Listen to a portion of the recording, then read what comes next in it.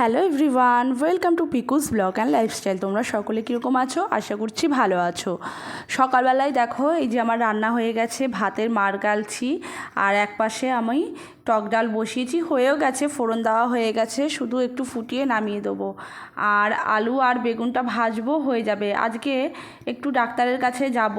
2-3 দিন ধরে না, দিনে রাতে সারাদিনই ঘুম নেই, কারণ মেয়ে এত কাশছে। ও যখন জেগে থাকছে তখন কাশিটা হচ্ছে না, কিন্তু যখনই একটু ঘুমাচ্ছে বাচ্চাটা এত কাশছে, এত কষ্ট হচ্ছে। আমি আমার মতো চেষ্টা করি সব সময়ের জন্য, তো এইবারেও চেষ্টা করেছি যে যদি কোনোভাবে আমি কমাতে পারি, কিন্তু দেখেছি নানা রকম চেষ্টা করে কোনোভাবেই কমাতে পারিনি, কিন্তু একটু কম ছিল অবশ্যই কাশিটা। কিন্তু ওকে দেখেছি যে কাশির সময় এই যে মিষ্টি জাতীয় যদি একটা বিস্কিটও খায় তাতেও ওর কাশিটা বেড়ে যায়। ডাক্তার বলে ওর এটা অ্যালার্জির কারণে কাশিটা, কিন্তু কিভাবে আমি কমাবো এই কাশি আমি বুঝতেই পেরে উঠি না, বুঝিই না। তো আমার ওইদিকে রান্নাও হয়ে গেছে, আমি এদিকে দেখো একটু চা নিয়ে বসেছি। খুবই মাথাটা যন্ত্রণা করছে, সারা রাত ঠিকঠাক ঘুম হয়নি, ঘুম হয়নি বললেই চলে, ঠিকঠাক আর বলবো না, ঘুমই হয়নি একদম। তার সাথে শুধু আমি জাগা না, আমার বড় জাগা, মেয়েও জাগা, তিনজনেই আমরা জাগা। আর এত গরম ওপরে 3তলায়, সারা বছর মোটামুটি খুবই ভালো 3তলার ওপরে, এই গরমের সময়টা খুবই কষ্ট হয় এই 3-4 মাসের ওপরে, যখন খুব বেশি গরম থাকে। তো ভাবলাম একটু চা মুড়ি খেয়ে যাই, সকাল সকাল আর ভাত খেয়ে দিয়ে যেতে পারবো না। এই 6টার সময় তখন সোনো স্ক্যানে ওর পাপা ডাক্তার বুক করলো, বললো না কোনোভাবেই আর বাড়িতে রেখে ফেলে রাখা যাবে না, ওকে ওষুধ না দিলে যতক্ষণ না অ্যান্টিবায়োটিক খাবে ততক্ষণ না কমবেই না। আমিও বললাম তুমি তাহলে বুক করে দাও ডাক্তারটা। আর মনেই ছিল না যে ওর ভোটের ট্রেনিং আছে আজকে, লাস্ট ট্রেনিং। ও ভুলে গেছিলো আর আমিও ভুলে গেছিলাম, তার জন্য তাড়াতাড়ি করে আরও ভাতটা তাড়াতাড়ি করে নিলাম। আছি টক ডাল ভাত আর একটু ভাজা থাকলে ও খেয়ে বেরিয়ে যেতে পারবে। আর বেরাবে তো আমাদের সাথেই, একবারে ডাক্তার দেখিয়ে তারপরে ও চলে যাবে, যদি লেট হয় ওখান থেকেই চলে যাবে। আর আগের দিন রাত্রেবেলা একটু টক দই পেতেছিলাম, তো ওইটাই একটুখানি দেখছিলাম যে হয়েছে কি না, তো দেখলাম যে ভালোই হয়েছে। তো আমি আবার ভাবলাম যে ফ্রিজে ঢুকিয়ে রেখে যাই, যখন খাবে তার আগে বের করে নেবে। দেখো ওকে খেতে দিয়েছিলাম, ও খেয়ে নিয়েছে, বরের খাওয়া হয়ে গেছে, খেয়েতে ও রেডি হয়ে গেছে, মেয়েও রেডি হয়ে গেছে। তো আমার একটু লেট হয়ে গেছে, 8:30টার সময় ডাক্তার যেতে বলেছিল, এখানেই বেজে গেছে 8:45 প্রায়। বর রেগেও গেছে, মুখ করছে, বলছে তোমার দিন যাচ্ছে যত, তোমার টাইম সম্পর্কে জ্ঞানগুলো হারিয়ে যাচ্ছে। তো আমি ভাবছিলাম যে কোনো রকম একটু গুছিয়ে যেতে পারলে, রোদ্দুর থেকে কখন আসবো, এত রোদ বাইরে, আর ডাক্তারখানা থেকে কখন আসবো না আসবো, এসে আর কিছু করতে ইচ্ছা করবে না, এটা আমি জানি, আর ভালোই লাগবে না এসে করতে কিছু। তো ওই জন্যই ভাবলাম যে একটু বেশি করে ভাজাভুজি করে রেখে যাই, যদি কিছু করতেও না পারি ওইটা দিয়ে ওরা দুজন খেয়ে নেবে, আমি যা তাভাবে ডাল দিয়ে আমি খেয়ে নেবো, ওরা দুজন খেতে পারবে না।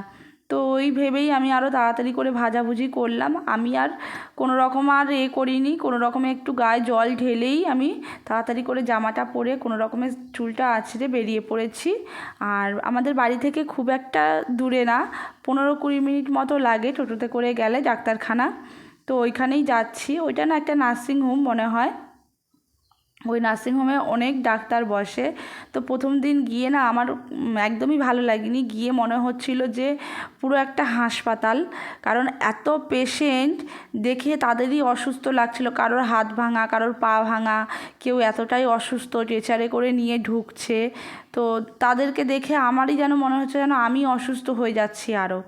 তো এইদিকে দেখো আমি মেয়েকে নিয়ে মেয়ে বর আমরা তিনজনেই চলে এসেছি। তো এসে এই ঢুকছি, দোতলায় উঠতে হবে, একতলায় সব পেশেন্টরা বসে রয়েছে, একতলায় অনেক প্রচুর ডাক্তার থাকতে পারে, আমি ঠিক জানি না।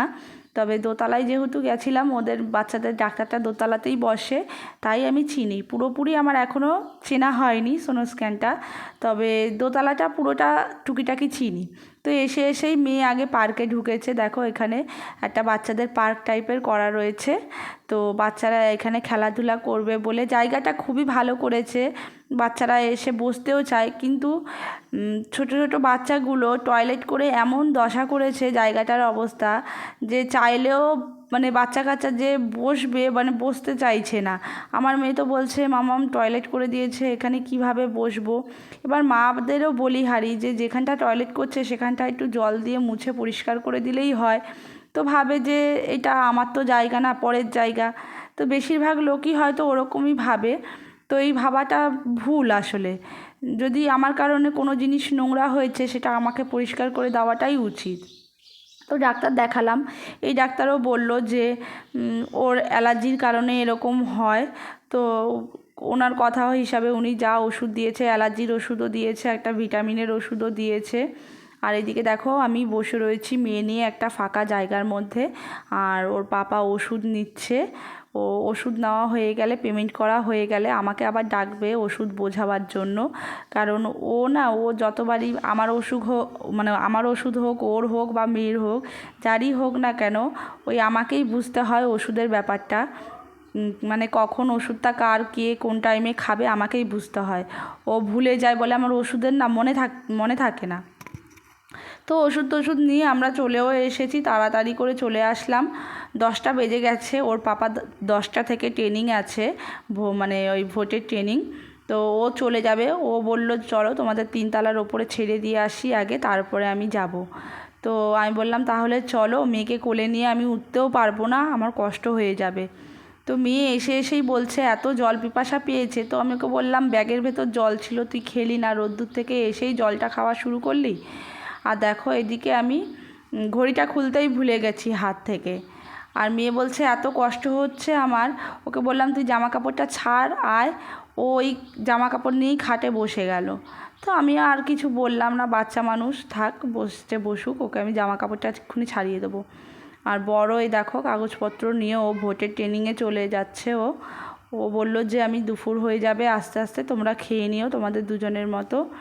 তো আমি বললাম ঠিক আছে। আমিও খেয়ে দিয়ে ভাবছি যে শুয়ে পড়বো। আমি তো সকালবেলা কিছু না খেয়েই গেছিলাম, ওই দেখলে একটু চা আর 2 মুঠ মুড়ি খেয়েছিলাম, আর কিছু খাইনি।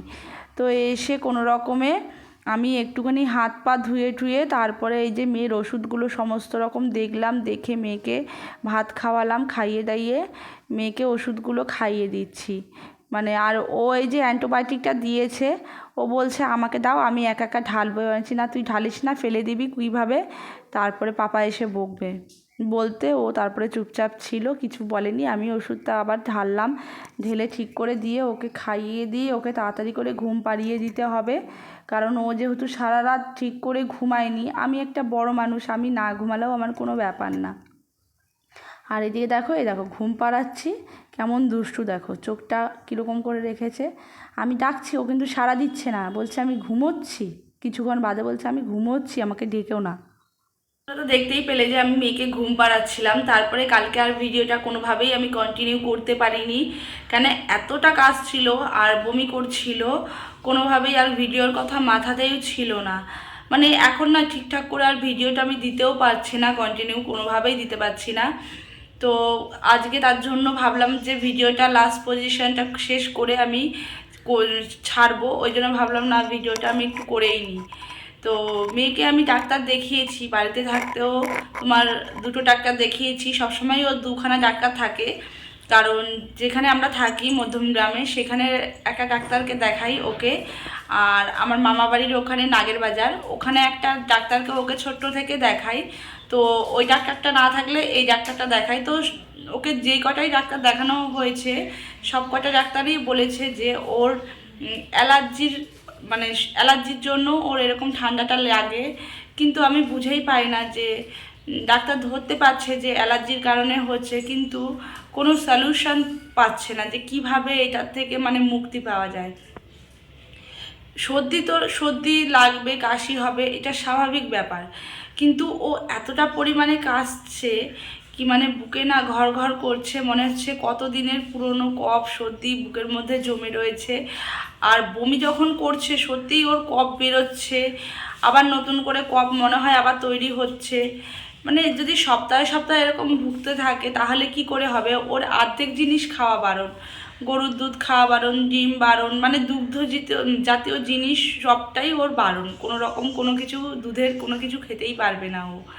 এবার বলো বাচ্চাটাকে তাহলে আমি কি দেবো, কি খাবে ও, মানে আমার চিন্তার শেষ নেই। তো এইবারে ভেবেছি যে গরমের ছুটি যদি পড়ে, গরমের ছুটি তো ধরো এখনই চলছে, তো ওর তো এখনও গরমের ছুটি পড়েনি, ওর এক্সাম হবে তারপরে ছুটি পড়বে। তো ভেবেছি সেই সময় বাড়ি যাব, বাড়িতে গিয়ে ভালো কোনো কলকাতার কোনো ভালো ডাক্তার আমি ওকে দেখাবো, যে এই অ্যালার্জি থেকে কিভাবে ও মুক্তি পাবে। মানে ধরো অ্যালার্জি থেকে তো আমরা সবাই জানি যে অ্যালার্জি থেকে কোনোভাবেই মুক্তি পাওয়া যায় না, কিন্তু কিছু তো মানে উপায় আছে যেটার করলে ও একটু কম কাশি সর্দি হবে। যদি সপ্তাহে সপ্তাহে এরকম হতে থাকে, তুমি বলো কীরকম ভালো লাগছে না, তার মধ্যে থেকে মনটাও খারাপ লাগছে। মার প্রচণ্ড পরিমাণে শরীর খারাপ, মাকেও ফোন করেছিলাম, মারও শরীর ভালো না, মা নানা রকমের টেস্ট করেছিল, নানা রকমের সমস্যা দেখা দিয়েছে, মার আর্থারাইটিস, তারপরে কোমরে স্পন্ডোলাইসিস, এই সমস্ত বলছে। এবার বাড়িতেও যেতে পারছি না, প্রচুরভাবে মনটা খুবই খারাপ, একদমই ভালো লাগছে না। মানে কি যে করি, কি করব, কি করলে কি হবে, কিছুতেই মাথায় আসছে না। মানে এখন মনে হচ্ছে যেন মালদাতে না আসলেই হয়তো ভালো হতো, ওখানে থেকে গেলেই ভালো হতো অন্তত। এখন বাড়ি যেতে ইচ্ছা করছে, মার এরকম হয়েছে, খারাপ লাগছে শুনে, কষ্ট হচ্ছে আমার, বাড়ি যেতে ইচ্ছা করছে, কিন্তু কোনোভাবেই আমি যেতে পারছি না। এক মেয়ের শরীর খারাপ, এবার যদি কোনো রকমে আমি পরীক্ষা না দিয়েও যদি যাই, এই যে রাস্তার মধ্যে এত গরম, এত লু বইছে, বাচ্চা ট্রেনে অসুস্থ হয়ে যাবে। মানে কি করব তখন যদি ট্রেনের মধ্যে কোনোভাবে অসুস্থ হয়ে যায়, ওটার কথা ভেবেই তারপরে মাও বলছে না এই গরমের মধ্যে একদম আসতে হবে না, আমিও ঠিক আছি। কিন্তু মা তো মার কথা বলবেই যে মা ঠিক আছে, যতক্ষণ না বাড়ি যাচ্ছি মাকে দেখছি কীরকম আছে, মানে শান্তি হচ্ছে না। এদিকে মেয়েকে নিয়ে ভুগছি, ওইদিকে মা, আমারও শরীরটা সেরকম একটা গরমের মধ্যে ভালো না। মানে গরম বলবো না, যেহেতু রাস্তায় প্রত্যেক দিন আমাকে মেয়েকে নিয়ে স্কুলে যাতায়াত করতে হয়েছে, ওই রোদ্দুরটা লেগে লেগে আমার এতটাই শরীর খারাপ হয়ে গেছে যে আমি এখন বাড়িতে এতদিনে বিশ্রাম রয়েছি, যাচ্ছি না স্কুলে, তবুও কিন্তু আমার এখনও পর্যন্ত পুরোপুরি আমি এখনও মানে সুস্থ অনুভব করছি না যে আমি সুস্থ আছি।